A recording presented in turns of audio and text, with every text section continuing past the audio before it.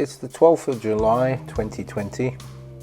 We'd got up at like 3:30 in the morning to make our way to Matroosberg because we heard that there was snow on the mountains, and this is the place to go and see it in the Western Cape. We arrived at the top of this road at about 6 a.m.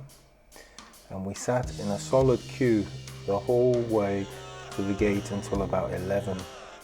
And our understanding was that the permit office closed at 11 and there wasn't much hope for us to be able to actually go and play around in the snow.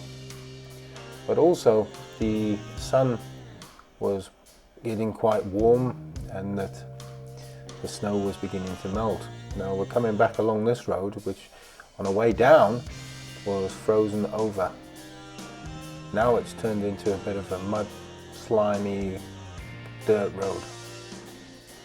Further on, you'll see we actually slide into the ditch and we have to try and make our way out of it. Now what follows is all the events.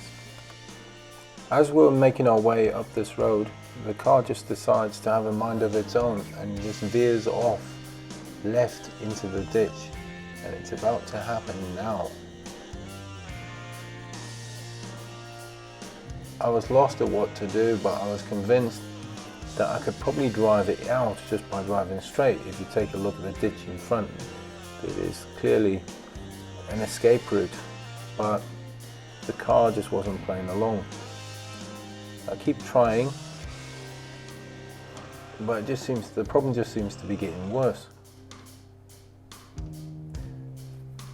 As you can see, this appears to be not gaining any traction to get out. So now I pause to gather my thoughts and see what can be done. Now here I have another go, trying desperately to get out.